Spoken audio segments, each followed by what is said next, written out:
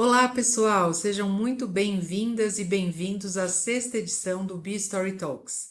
Eu sou a Aline Sordilha, executiva com mais de 30 anos de experiência no setor de mídia, criando estratégias digitais e liderando equipes multidisciplinares. Eu sou cofundadora dos portais R7 e do Record Plus e tenho a honra de ser conselheira do movimento B-Story. O B-Story Talks é um ciclo online de encontros mensais com entrevistas, rodas de conversa e grupos de discussão sobre a geração 50 a mais, sobre diversidade geracional e longevidade. Os encontros acontecem todo início do mês, com veiculação aqui no YouTube, no site, no LinkedIn e no Instagram do Movimento B-Story. Quem ainda não nos segue, por favor, junte-se à nossa rede. Ao longo de 2026, estamos reunindo vencedores de cada categoria do Prêmio B-Story, edição 2025. Hoje, recebemos aqui com muito prazer e honra os vencedores da categoria Iniciativas Educacionais. O tema da conversa é a educação cidadã, que transforma e enobrece as gerações. Para o diálogo de hoje, temos a satisfação de receber Ana Bianca Flores Ciarline, da Rede Educativa para a Longevidade e do Vibra Vida. Ana Bianca é especialista em longevidade, licenciada em dança e pós-graduada em gestão pública. Há 21 anos é idealizadora do movimento Vibra Vida Educar para a Longevidade, iniciativa que promove uma nova cultura do envelhecimento, por meio da educação do movimento, da saúde e da inovação. É também criadora de projetos intergeracionais, educacionais e de promoção para a saúde. Usa experiências multiculturais como ferramenta para estimular reflexões sobre a longevidade, incentivando o protagonismo, a autonomia, o bem-estar e a qualidade de vida em todas as fases da nossa vida. Vamos também conversar com Magali Freitas, da Maturar Projetos para Adultos. Magali é historiadora e pedagoga pela PUC São Paulo, especialista em História da Arte pela FAAP, com formação em Gerontologia Social pelo Instituto Sede Sapientiae e idealizadora do Maturar, iniciativa dedicada há 10 anos à valorização da longevidade por meio da arte, da cultura e da educação. Há mais de 3 décadas, Magali cria, coordena e desenvolve projetos educativos, culturais e intergeracionais, promovendo a criatividade, a autonomia, o protagonismo e a participação ativa das pessoas na sociedade. Sua trajetória integra educação, arte, cultura e inovação para inspirar pessoas, organizações e comunidades, e para reconhecer a longevidade como uma etapa de potência, aprendizado contínuo e novas possibilidades. Quem também vai compor esse debate hoje é Fábio Betti, do Age Free World. Fábio é jornalista, biólogo cultural, sócio da Coral e fundador do Age Free World, autor de Toda Idade Conta. Fábio reúne 40 anos de comunicação, 30 como empreendedor e 15 como mentor. Vem realizando hackathons intergeracionais para provar que o conflito de gerações é quase sempre uma falha de estrutura que ninguém quer admitir. Bem, vamos lá? Vamos começar essa conversa então? Começando pela grandiosidade do tema educação. Na opinião de vocês, qual é a importância da educação para pessoas e para o país, para o Brasil? E para as pessoas 50 a mais? Magali, pode começar? Você Podemos. que está inseridíssima aí no mundo acadêmico? Não, na verdade, a vida da gente é o mundo acadêmico, né? A gente nunca para, independente de estar ou não, a gente está sempre.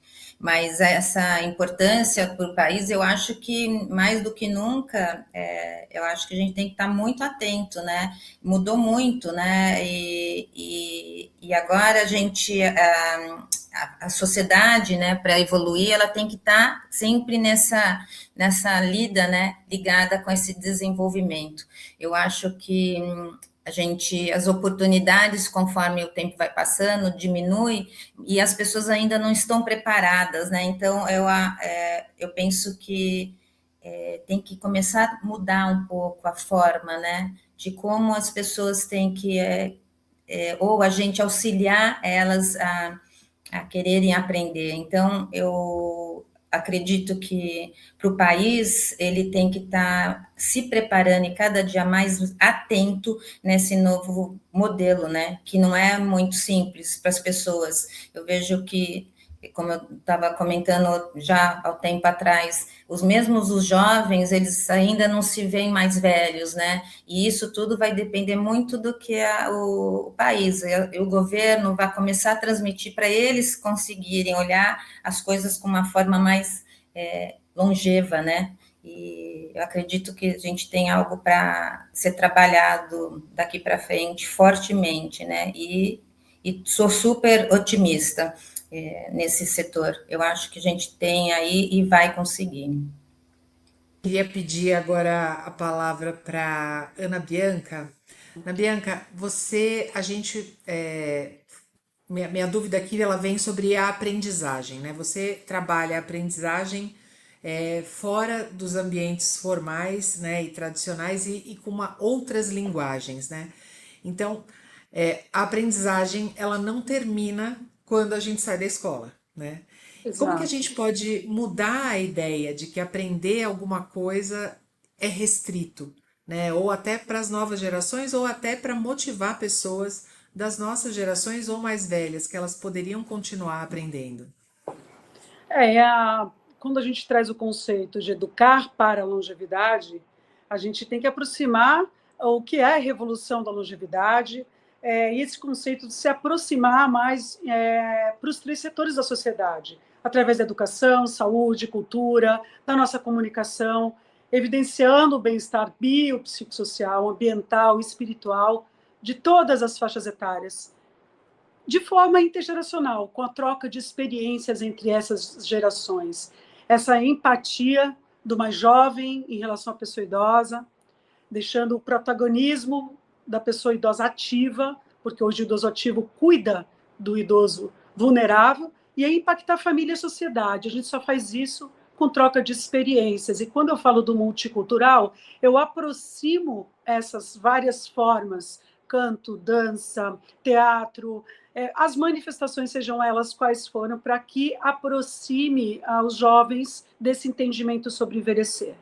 Então, a aprendizagem ela deve ser contínua, todos os dias, para todas as faixas etárias, mas hoje já há comprovação, a rede educativa comprovou muito forte isso, que quando a gente leva para eles de um formato mais lúdico, mais interessante, a gente aproxima os mais jovens dos mais velhos. Eu acho que essa é a grande sacada, abrir as escolas para momentos mais da comunidade, das famílias, participativos, com uma linguagem que entenda esse envelhecer, que eles se sintam nesse processo de envelhecer. É muito importante isso, porque hoje, quando a gente fala com a pessoa mais jovem, ela só consegue enxergar quem é velho, mas ela não se enxerga nesse processo de envelhecer. E quando a gente traz esses conceitos, que a vida é feita de escolhas, e que essas escolhas vão definir a pessoa idosa que eles vão se tornar, aí então eles começam a ampliar o olhar sobre esse novo envelhecer, que é bom, não é ruim, porque a sabedoria vem da idade, e essa troca de experiências é sensacional. Muito bom. Obrigada, Ana Bianca. Fábio, queria que você compartilhasse também com a gente aqui essa sua experiência intergeracional. O que que você vem aprendendo nesses hackathons entre idades diferentes e gerações diferentes? Acho que a primeira coisa que eu tenho aprendido, quando colocamos aí 4, às vezes 5, até 6 gerações, a gente já fez um hackathon que tinha pessoas da geração alfa e tinha geração silenciosa, além das outras 4 do meio. É que a gente, sem perceber, a gente coloca rótulos nas pessoas mais jovens ou nas pessoas mais velhas, como, por exemplo, o jovem é aquele que entende de tecnologia, a pessoa idosa não entende de tecnologia. E quando a gente faz isso, a gente perde a oportunidade de verdade aprender uns com os outros. Por exemplo, a pessoa que mais me ensina sobre inteligência artificial é uma pessoa que tem 65 anos, que é meu mentor, é uma pessoa que gosta muito de tecnologia, que me ensina tudo que eu quero aprender com relação à inteligência artificial. Acho que a primeira coisa é essa. A segunda, época, né? Muitas vezes a gente usa essa expressão, não, a minha época. Na minha época é agora. E essa época, ela tem vários desafios que são comuns a todas as gerações.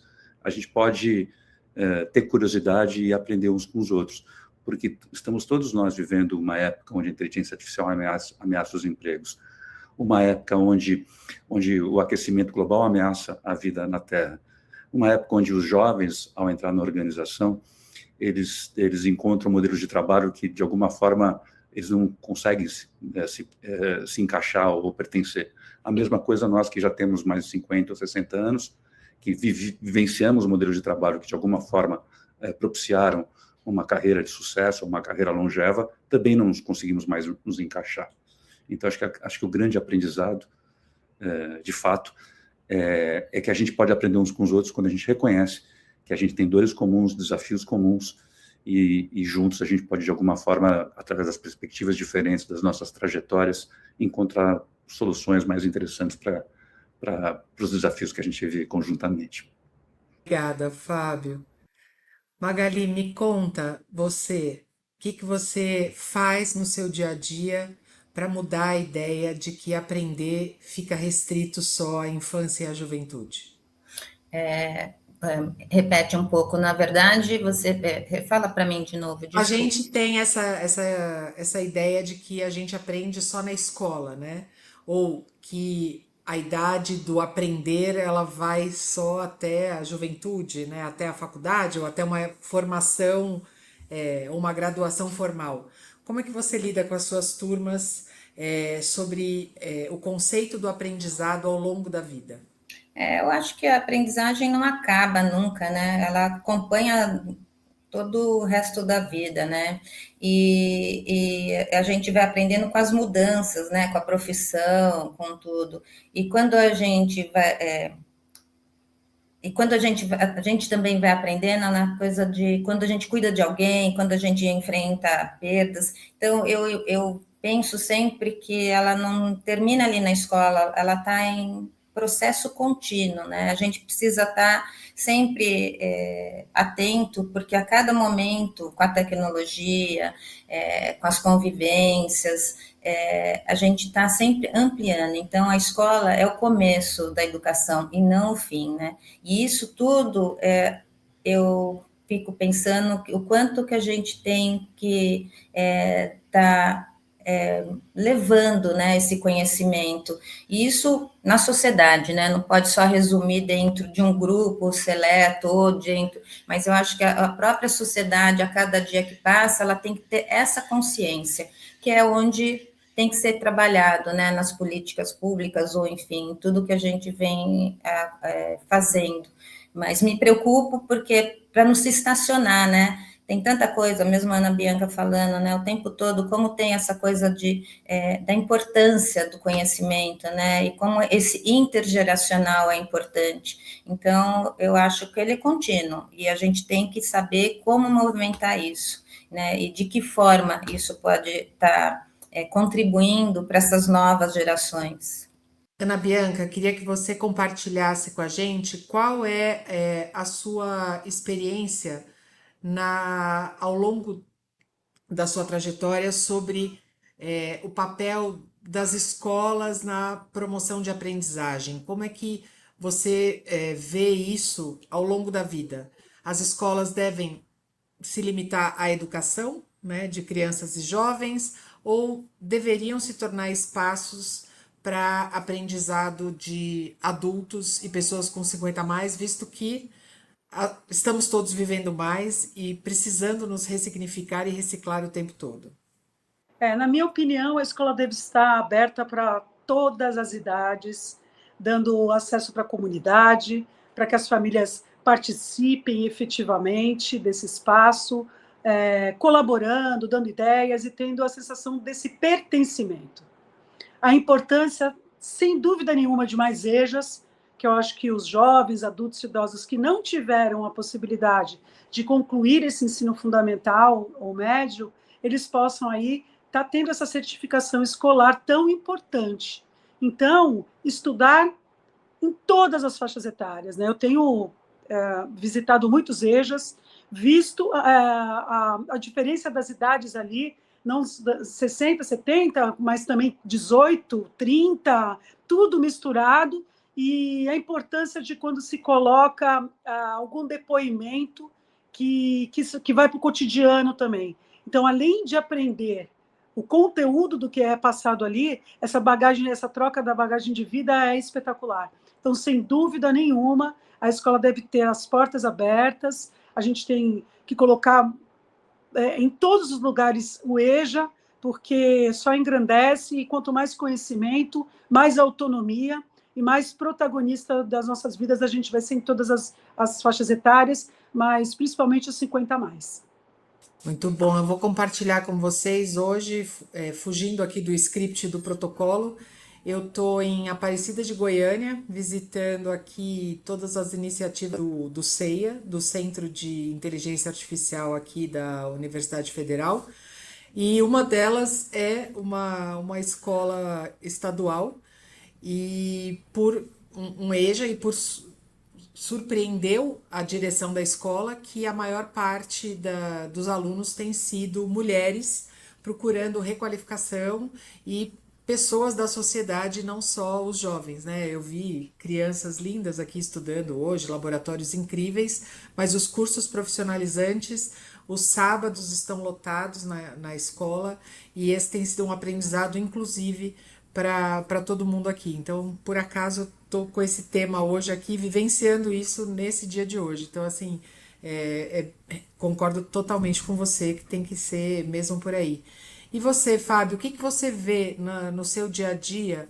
Como é que você vê a participação da educação pública ou da educação fundamental, da educação formal para novas fases da vida, vamos dizer assim? Eu costumo dizer que eu não tenho muita autoridade nem competência para comentar sobre educação pública, embora sou casado com uma professora e coordenadora pedagógica, né? Então, em casa, eu sempre tive alguém que sempre mergulhou nos temas de educação. Eu acho que um tema que me parece relevante e vejo pouca abordagem hoje sobre ele é o tema do uso da inteligência artificial e a educação, porque nós fomos educados a responder a pergunta certa, né, ou a trazer a resposta certa, a memorizar coisas e a obedecer o professor, sempre obedecer às autoridades. E hoje, a gente, em contato com a inteligência artificial, a gente precisa justamente do contrário disso. A gente precisa capacidade analítica, questionamento, repertório para poder, de alguma forma, construir conteúdos de conhecimento usando as ferramentas de inteligência artificial. E eu me preocupo demais que eu ainda não vejo a educação, de alguma forma, se deslocando para esse lugar. E aí acho que uma coisa também que eu percebo que é positivo nesse aspecto é pessoas mais velhas com repertório para lidar com inteligência artificial de uma forma muito mais tranquila do que pessoas mais jovens, quebrando um pouco, mais uma vez, o rótulo de que é o jovem que vai dominar, ou que sempre domina as tecnologias, e as pessoas mais velhas não conseguem fazer isso. Eu não sei se as minhas colegas aqui também gostariam de fazer comentários sobre isso, mas quando a gente fala de inclusão digital, tanto para pessoas jovens quanto pessoas mais velhas, acho que é fundamental a gente tentar, de alguma forma, buscar alternativas para que a educação caminhe no sentido de realmente entender que a inteligência artificial vai fazer parte do nosso dia a dia, e se uma pessoa mais velha consegue ter letramento nisso, certamente ela vai ter maiores condições de poder seguir economicamente ativa e saudável também. Muito bem, muito bom, muito bom. Eu vou pedir para a Magali comentar isso que você falou, exatamente nessa linha, né? Como é que a gente conectando isso que o Fábio falou sobre inteligência artificial e educação como um direito, como que as políticas públicas ainda não olham para isso como um investimento também para essa geração que está vivendo mais, né? Já vivemos essa pirâmide invertida hoje. É uma limitação de recursos ou é uma escolha política? O que Eu você acho que são acha? os dois, Aline. Inclusive, eu acho que a inteligência artificial ela vai mudar muitas tarefas, mas ela não substitui o que nos torna humanos, né? Então, eu acho que ainda as pessoas também não têm isso claro, e é isso, eles não têm condição, então um joga para o outro, né? O aprender ao longo da vida significa desenvolver competências digitais, né? Claro, mas também pensamento crítico, de comunicação, criatividade, capacidade de colaborar, ética de aprendizagem, né? Mas o maior risco disso tudo não é a inteligência, né? É deixar as pessoas para trás. Então, eu fico pensando sempre na questão de como também essas pessoas perceberem tudo isso. É tudo muito novo, né? Isso já veio lá de trás, mas tem muito preconceito. Então, eu acho que a tecnologia é importantíssima, ela não vai deixar de existir, mesmo como o Fábio falou, a gente precisa ter letramento, mas as pessoas ainda têm mais medo do que a fim de fazer esse percurso do aprendizado, né? E de como abordar isso para as pessoas, né? Então se joga isso nas políticas públicas, se joga isso um pouco nas outras conversas, e ninguém achou ainda o termo certo, né? Ou a forma correta de trabalhar isso, né? Eu não tenho muito medo, na verdade, eu acredito, e olhando um pouco, eu acho que as pessoas mais velhas vão ter condição, mas precisa ter mais lugares disponíveis, né? Mesmo assim, EJAs, como a Ana Bianca falou, ou outras instituições, escolas públicas mesmo, abrir mais para as pessoas interagirem e aprenderem e conseguirem, né, trocar. Mesmo esse jovem não sabe usar essa inteligência artificial, né? Eu acho que está todo mundo muito ainda nessa busca de como que a gente vai usar e utilizar isso da melhor forma. Muito bom, muito obrigada. Eu costumo dizer que a inteligência artificial ela não é uma caixa de resposta mágica, ela é uma caixa de perguntas certas, né? Isso A mesmo. gente, a gente E, não pode tratar, e só te não é um interromper. oráculo. Isso mesmo, eu acho que assim, as pessoas têm que aprender como perguntar e como dar limite a isso, né? Então, é muito interessante. Eu tenho vivido muito isso com pessoas mais velhas, e essa busca é de como você pode utilizar essa ferramenta dessa forma que te auxilie e não te atrapalhe e te dê respostas, né? Exato. Muito obrigada. Queria pedir para perguntar para Ana Bianca, é, Ana, por favor, me conta aqui o que que você acha, quais são os maiores obstáculos que impedem os adultos ou as pessoas 50 a mais a voltar a estudar e aprender e desenvolver novas competências? Você acha que seriam as barreiras econômicas, é cultural, é tecnológico ou até mesmo psicológico? Eu acho que tudo parte do princípio de que Brasil a gente está falando, de que parte, porque a diferença econômica é muito diferente. Então, mesmo que as pessoas queiram se capacitar, queiram avançar, muitas vezes elas têm que realmente se dedicar ao trabalho para a sobrevivência delas, né? Então, uh, a gente lembra da geração baby boomers, vem após a Segunda Guerra Mundial, né, que teve aquele grande crescimento econômico mundial, onde naquela fase as pessoas conseguiram estudar mais e se tornaram formadoras de opinião, combateram ditadura, sexismo, racismo, empoderamento feminino, brigaram por tudo isso. E então a gente entende que quanto mais estudo, quanto mais capacidade intelectual, maior é o valor do teu trabalho, ou deveria ser, né? Porque você mais graduado deveria ganhar mais, mas a diferença econômica eu acho que é o que mais pega, não só no nosso país, mas principalmente no nosso país. Eu olho a minha cidade, Cidade de Santos, que é referência, e eu olho um bairro da Ponta da Praia, e eu olho um bairro do Morro da Zona Noroeste, nas Palafitas, e são vidas completamente diferentes.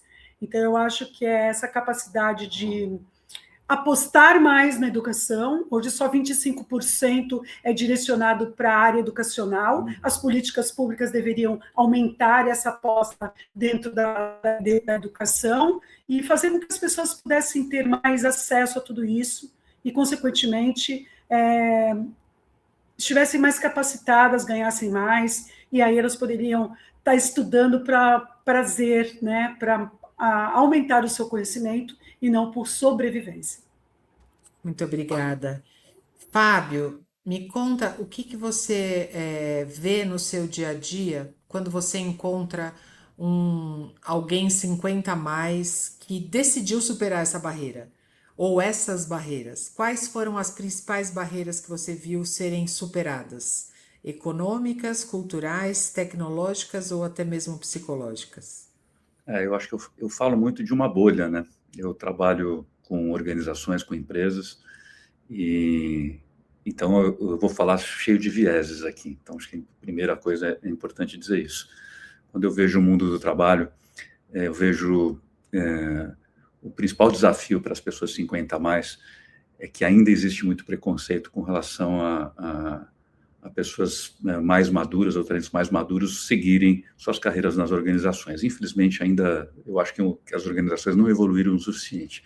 Então, acho que a primeira barreira que vai ser enfrentada não é nem da pessoa, é do próprio sistema que ainda olha para nós, né, 50 a mais, 60 a mais, não olha com uma mão de obra valiosa, apesar de toda a experiência, todo o conhecimento que a gente acumulou. Agora, o que eu percebo, e eu vou insistir um pouco mais na inteligência artificial, porque eu sinto que finalmente aparece uma tecnologia onde uma pessoa mais velha tem uma vantagem porque tem repertório, e como você colocou, Aline, sabendo fazer boas perguntas, consegue se colocar com mais valor no mundo, né? Porque, de alguma forma, a inteligência artificial permite realizar coisas que a gente, de alguma forma, não sabia fazer sozinho. Eu, por exemplo, sou um analfabeto funcional em Excel, e eu tenho feito planilhas absurdamente sofisticadas, sem nunca ter feito um curso de Excel, simplesmente porque eu tenho feito as perguntas certas, como você colocou, para que meu amigo Claudinho resolva as coisas para mim. Então, eu vejo muitas pessoas da minha geração entendendo esse jogo, né? E se eventualmente o mercado de trabalho tradicional não está conseguindo absorver mais a nossa mão de obra, a gente vai empreender, a gente vai se juntar com outras pessoas jovens há mais tempo, né, 50, 60 a mais, e vão fazer alguma coisa juntos interessante com o repertório de vida que a gente tem, o conhecimento e com a capacidade que a gente tem de fazer boas perguntas para o Claudinho dar as respostas que a gente precisa para seguir prosperando. Obrigada, Fábio. Cuidado com o Claudinho, viu? Ele também Tem que fez falar. uma conta errada. Ele fez uma conta errada para mim no Excel e na segunda resposta ele falou assim: refiz uma conta errada, que não sei o que estava errado, um cálculo errado. Eu falei, mas foi você que fez? Não, você sabe que eu aprendi que quando ele manda para mim, eu falo assim, calma lá, você pode revisar mais uma vez para mim? Meu Isso, trabalho? isso, isso, isso, E aí a gente isso. se dá Aí bem, a vai. gente se dá bem nesse aspecto, porque ele também, ele está muito humano, né? Ele Ele também está é. muito humano, exatamente. Mas eu vou aproveitar esse tema que todo mundo sabe que eu adoro, que eu sou apaixonada e que eu trabalho com isso. Nesse mundo marcado pela transformação digital, pela inteligência artificial, é, eu queria saber a experiência pessoal de vocês, né? Vamos começar aqui com a Magali. Nesse mundo da transformação, toda essa transformação, o que significa na prática aprender ao longo da vida, né? O que você considera indispensável para que ninguém fique para trás? O que você está fazendo por você para você se manter atualizada? Eu acho que o tempo todo é estar atenta, eu acho que ter os letramentos, né? É, a educação ao longo da vida não é um privilégio, né? É uma condição para que a gente possa viver uma longevidade, né? Com autonomia, participação e dignidade. Então, para isso, eu fico o tempo todo muito assim, buscando o que vem acontecendo, né? Eu acho que é só assim que a gente vai estar mais próximo. E gosto muito quando o Fábio fala que nós, né? Eu tenho 60 anos, nós aqui que estamos falando, nós somos uma minoria em uma bolha que está muito atenta, né, a isso. Eu não sei quantas pessoas também têm essa mesma percepção, mas me agrada ter hoje essa oportunidade de conseguir mexer com todas essas ferramentas, não tão bem como muitas pessoas, ou os mais jovens, mas com habilidade, por conta dessa maturidade. Então, assim, o tempo todo eu estou atrás do que vem acontecendo, eu tento buscar conhecimento, passar também esse conhecimento e mostrar que não é tão difícil assim, apesar de ser, né, como vocês estavam falando do Claudinho, né? Ele dá umas respostas para a gente, às vezes, mas saber como questionar, saber como utilizar e como a gente pode aprender tudo isso contribuem, né? Então, e com essa vontade que eu tenho, eu tento repassar. Só assim, né? Eu tento, e por isso eu sempre busco não só aqueles que estão ao meu redor, mas busco passar essas atividades para as pessoas também de outros ambientes, de outras esferas, né? Para mostrar que não é tão difícil assim. Magali. Ana Bianca, me conta você, Ana, o que que significa, o que que você faz para continuar aprendendo? O que que você recomenda que as pessoas façam como indispensável para não ficar se sentindo ultrapassado? Ou Eu acho se que tudo bem também, deixar para sim. lá. Eu acho que tanto para mim quanto nos trabalhos que eu tenho realizado, sem dúvida nenhuma, é o trabalho humanizado. A afetividade que você coloca, seja o trabalho que você escolher fazer, mas você ter prazer no que você está fazendo, você ter a troca das gerações. A gente acabou agora, eu lancei o Inovação e Longevidade, que é o letramento no celular, com um grupo de TI da Unisanta, coordenados pelo professor Guerra, e letramento e cibersegurança, para evitar que eles tomem golpes.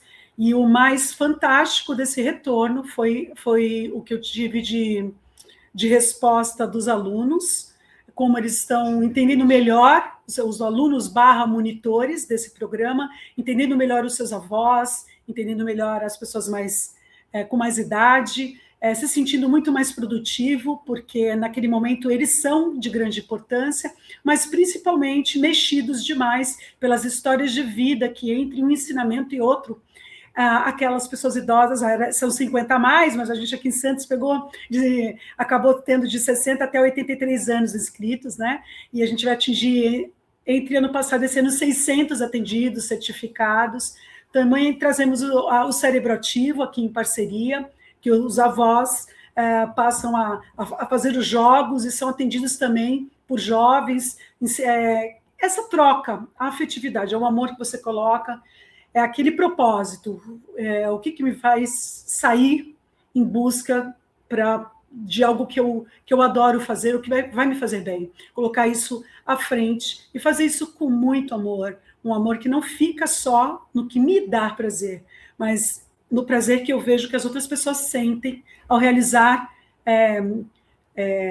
ao estarem realizando na ação essa troca de experiências.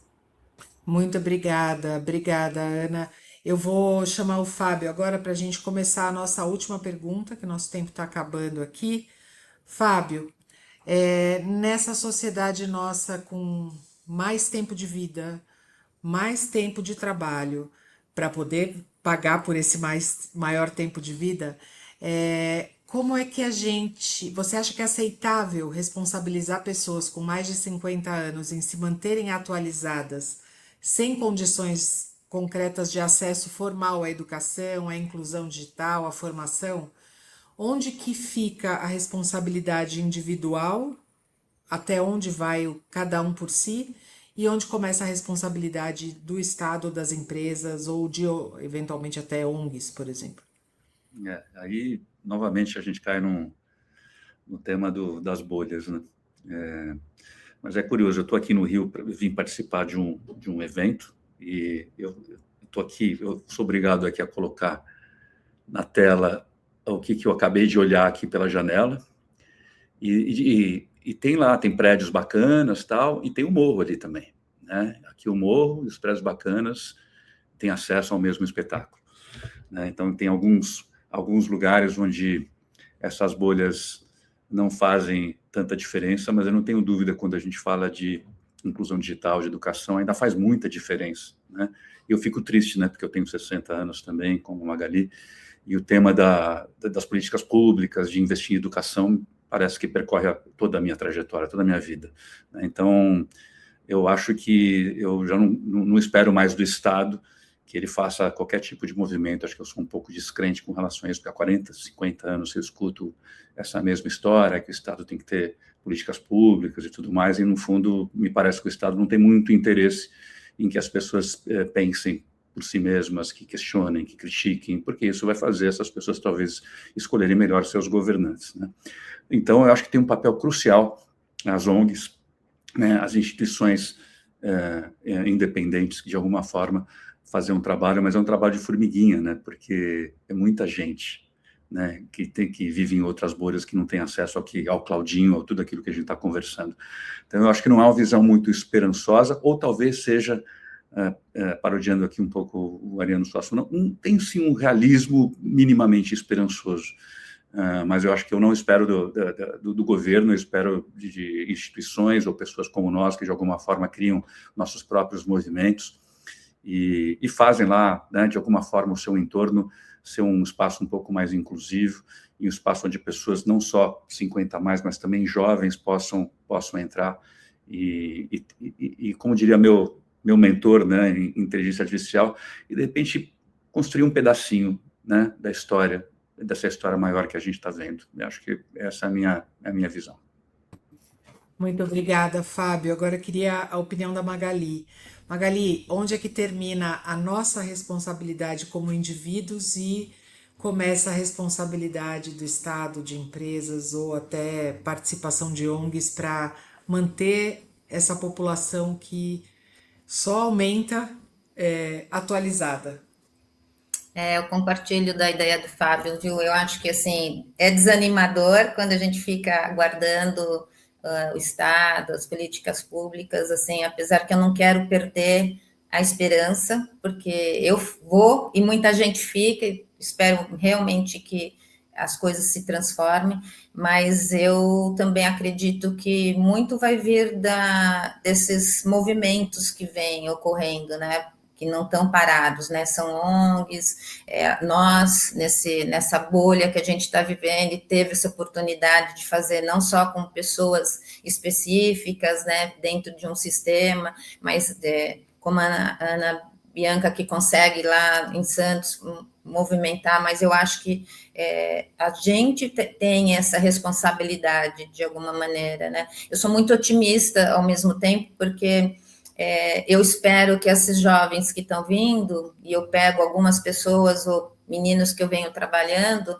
que tenham esse olhar e que estão preocupados, sim, com esse movimento, né, de como construir uma outra forma de viver, né, ou de olhar, porque hoje a educação, né, ela precisa mudar também a forma, né?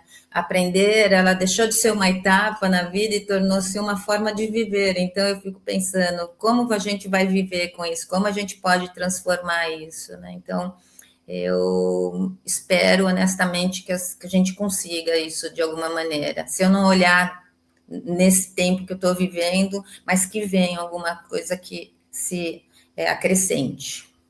Ótimo, obrigada. Ana Bianca, me conta aqui, para a gente encerrar aqui com a sua participação, onde é que você acha que termina a responsabilidade individual e onde começa a do Estado e das empresas nessa questão de formação e de atualização das pessoas? Olha, eu acho que política é quem cuida da comunidade, é bem comum. As pessoas têm que ter a noção desse poder de escolha.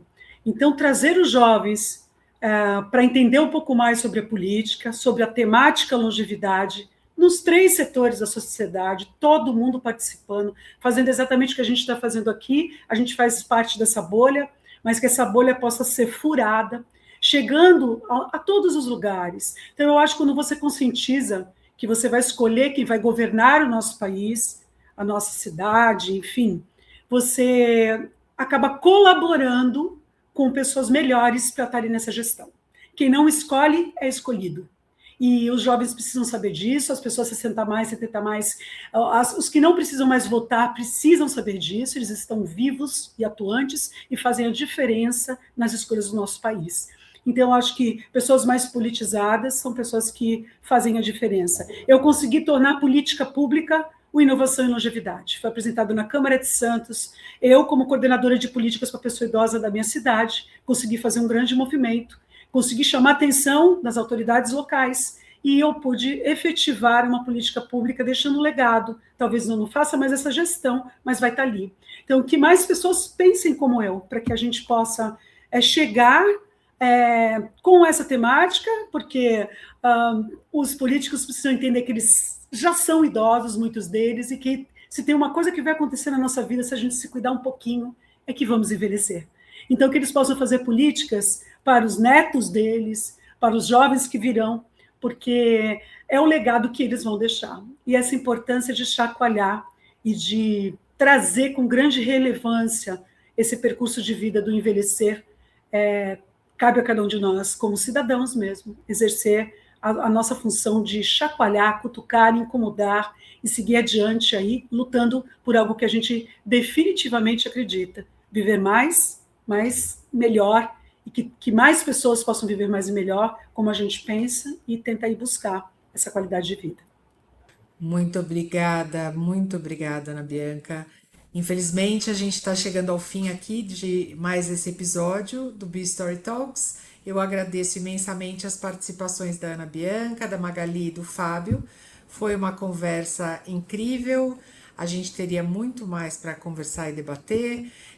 Acho que com certeza agregou muito aqui para o pessoal que está assistindo a gente. Muito obrigada ao estúdio Vida Moderna, que gentilmente fez essa gravação e a edição do B-Story Talks. Todo o episódio do B-Story Talks fica disponível nos nossos canais oficiais, no LinkedIn, no Instagram e no YouTube. Sigam a gente, curtam, compartilhem, que isso fortalece o movimento. E até o próximo episódio do B-Story Talks.